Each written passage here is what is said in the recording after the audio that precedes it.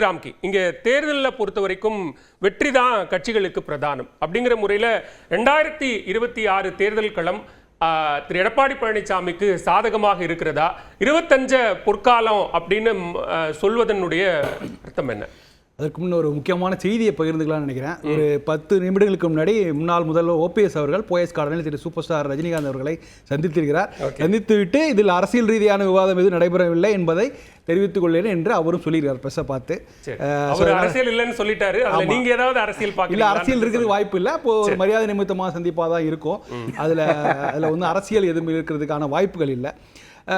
பெரும்பாலும் எல்லா மரியாதை நிமித்தமான சந்திப்புகளுக்கு பின்னாடியும் அரசியல் இருந்திருக்கிறது. அந்த அடிப்படையில நீங்க ஏதாவது இதன் பின்னாலே அரசியல் பாக்குறீங்களா அப்படிங்கிறதையும் சொல்லுங்க. இல்ல, இது வரைக்கும் அவருடைய வார்த்தையிலே சொல்லும் போது அவருடைய ஓபிஎஸ் அவர்களே தெரிவித்திருக்காரு அரசியல் ரீதியான சந்திப்பு இல்ல அப்படிங்கறது அவரே உறுதிப்படுத்தி இருக்காரு. அப்படிங்கும் போது நம்ம அரசியல் ரீதியாக பார்க்க வேண்டிய தேவையில்லை. நீங்க சொன்ன மாதிரி 2025ங்கிற வருடத்தை எடப்பாடி அவர்கள் குறிப்பிட்டது ஒரு முக்கியமான விஷயமா தான் பார்க்குறேன். ஏன்னா எப்போதுமே 2026 தான் எல்லாரும் பேசுவாங்க. 2026 தேர்தலில் ஆட்சியை பிடிக்கும் இப்பெல்லாம் பேசுவாங்க. 200 இடங்களில் பெறுவாங்க திமுக எல்லாம் பேசுறதை பார்த்துருக்காங்க. 2025 அப்படிங்கும் போது அப்போ அந்த எதிர்க்கட்சியாக செயல்பட வேண்டிய அவசியம், அதே நேரத்தில் ஒரு கூட்டணி அமைக்க வேண்டிய அவசியம் என்பதை தெல்ல தெளிவாக எடப்பாடி அவர்கள் புரிந்து கொண்டிருக்கிறதுனால தான் அவர் சொல்றாரு 2025 ஒரு பொற்காலம்.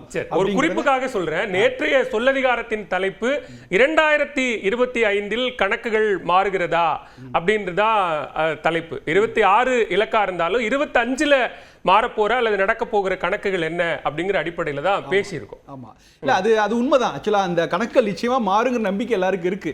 ஒரு பெரிய தமிழ்நாட்டு அரசியல் சூழல்ல ஒரு மாற்றம் வரணும், கூட்டணிகள்ல மாற்றம் வரணும் அப்படின்லாம் எல்லா எதிர்பார்ப்பு எல்லாருக்குமே இருக்கு.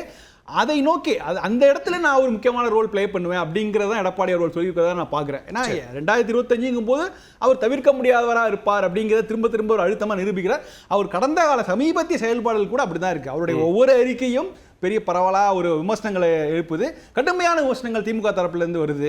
அவர் பொய்யர், கோயபிள்ஸ், இது மாதிரி விமர்சனங்கள் நம்ம ஜெயலலிதா கலைஞர் தான் பார்த்துருக்கோம். இப்போ இந்த ஒரு எதிர்க்கட்சி தலைவராக எடப்பாடி அவர்களுக்கு கடுமையான விமர்சனத்தை எதிர்க்கிறார். அதை லாபகமாக சமாளிக்கிறார்.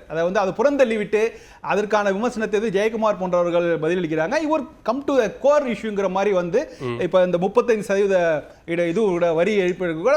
ஸோ ஒவ்வொரு நாளும் ஒரு முக்கியமான விஷயத்தை எடுத்து முன்வைத்து ஒரு நல்ல சிறப்பாகவே சமீப காலங்களில் தான் அவருக்கு 3 ஆண்டுகள் பெரிய அளவில் எதிர்க்கட்சி தலைவராக செயல்படலைனாலும் சமீப காலங்களில் முக்கியமாக நாடாளுமன்ற தேர்தலுக்கு அப்புறம் அவருடைய செயல்பாடுகளில் பெரிய மாற்றம்